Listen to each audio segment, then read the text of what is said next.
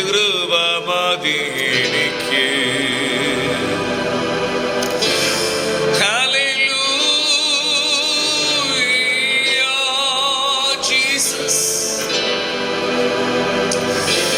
ഞങ്ങൾ അങ്ങേ ആരാധിക്കുന്നു യേശുവാ. ഇന്ന് പകൽക്കാലം നമ്മുടെ കണ്ണുകളെ അടച്ച് സ്വർഗത്തിലേക്ക് നോക്കി ദൈവത്തോട് നമുക്കിങ്ങനെ അപേക്ഷിക്കാം. കർത്താവ്, ഈ ലോക യാത്രയിൽ, ഈ ലോക ജീവിത യാത്രയിൽ ഞങ്ങൾക്ക് ജീവിപ്പാൻ ആവശ്യമായിരിക്കുന്ന ദൈവകൃപയെ ഞങ്ങളുടെ മേൽ പകരുമാറാകണമേ. ഇന്ന് പകൽക്കാലത്തെ ചിന്തയ്ക്കാസ്പദമായി ദൈവത്തിന്റെ പരിശുദ്ധ ആത്മാവ് നമുക്ക് നൽകി തന്നിരിക്കുന്ന വചനം, യേശു കർത്താവ് ഈ ഭൂമിയിൽ വന്നത് മനുഷ്യരുടെ ഉള്ളിൽ, മനുഷ്യരുടെ അകത്ത് ഒരു ഉത്ബോധം വരുത്തുവാൻ, ഒരു തിരിച്ചറിവ് വരുത്തുവാൻ നാം ശരിക്കും ആരാണ്, നമ്മൾക്ക് എന്ത് ചെയ്യുവാൻ കഴിയും, നമ്മൾ ആരുടെ സന്താനമാണ്, ആരുടെ തലമുറയാണ്, ഈ വക കാര്യങ്ങളെ കൂടെ ശിഷ്യന്മാരെ കൊണ്ടു നടന്ന് യേശു കർത്താവ് ഇങ്ങനെ ബോധിപ്പിച്ചുകൊണ്ടേയിരുന്നു. അങ്ങനെ ഒരു വാക്യമാണ് ഇന്ന് പകൽക്കാലം നമ്മൾ വായിക്കാൻ ആഗ്രഹിക്കുന്നത്. മർക്കോസിന്റെ സുവിശേഷം 11-ാം അധ്യായത്തിന്റെ 23-ാമത്തെ വാക്യം, 22-ാമത്തെ വാക്യം, 23 വാക്യങ്ങൾ വായിക്കുമ്പോൾ യേശു അവരോട് ഉത്തരം പറഞ്ഞത്, ദൈവത്തിൽ വിശ്വാസമുള്ളവർ ആയിരിപ്പീൻ. ആരെങ്കിലും തന്റെ ഹൃദയത്തിൽ സംശയിക്കാതെ താൻ പറയുന്നത് സംഭവിക്കുമെന്ന് വിശ്വസിച്ചുകൊണ്ട് ഈ മലയോട് നീങ്ങി കടലിൽ ചാടിപ്പോവുക എന്ന് പറഞ്ഞാൽ അത് അവർ പറഞ്ഞതുപോലെ സംഭവിക്കും.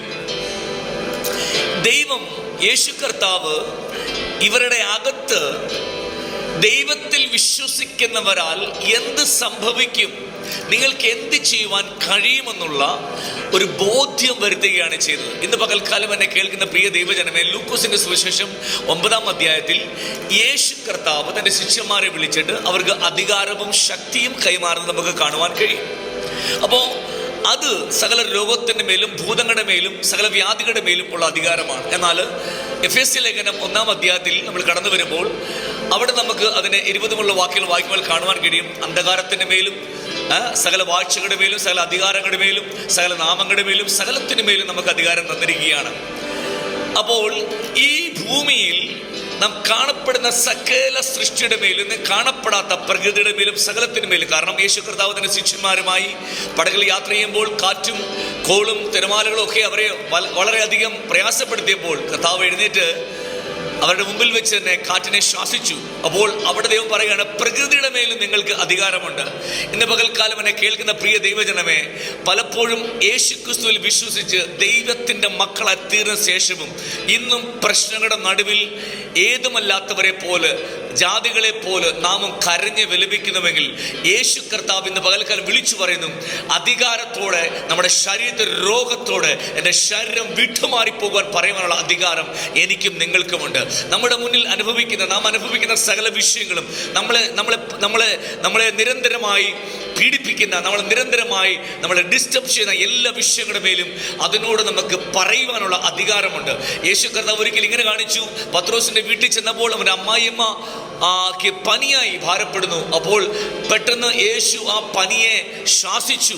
നമുക്ക് കാണുവാൻ കഴിയും, സകലത്തെയും ശ്വാസിക്കുവാനും കീഴടക്കുവാനുള്ള അധികാരവും ശക്തി നമുക്ക് നൽകി തന്നിരിക്കുന്നു. ഇപ്പോൾ നമ്മൾ ഒരു പ്രതികൂലം കടന്നു വരുമ്പോൾ അതിൻ്റെ മുമ്പിൽ നിന്നുകൊണ്ട് കേണപേക്ഷിച്ച് പ്രാർത്ഥിക്കുവാനല്ല ദൈവം നമ്മളെ നിയോഗിച്ചിരിക്കുന്നത്, മറിച്ച് അധികാരത്തോട് അതിനോട് കൽപ്പിച്ച് നമ്മുടെ മുമ്പിൽ നിന്ന് വഴിമാറുവാൻ പറയാനുള്ള അധികാരം ശക്തിയും സ്വർഗം നമ്മുടെ മേൽ പകർന്നിരിക്കുകയാണ്. പ്രിയ ദൈവമക്കളെ, ഇന്ന് പകൽക്കാലം ദൈവാത്മാ പറയുന്നു, അധികാരത്തോടെ ശക്തിയോടെ ഒരു നല്ല രാജാവിൻ്റെ മക്കളായി, രാജ്കുമാരിയായി, ഒരു രാജ്കുമാരനായി, ഒരു അനുഗ്രഹത്തിൻ്റെ ജീവിതം ഈ ലോകത്തിൻ്റെ വെളിച്ചമായി, ഈ ലോകത്തിൻ്റെ ഉപ്പായി ജീവിക്കുവാൻ ദൈവം നമ്മൾ വിളിച്ചിരിക്കുമ്പോൾ അത് നമ്മൾ കൂടെ ചെയ്തെടുക്കുവാൻ ദൈവം ആഗ്രഹിക്കുന്നു. അതിനായി ദൈവം നമ്മളെ ഏവരെയും ഒരുക്കുമാറാകട്ടെ.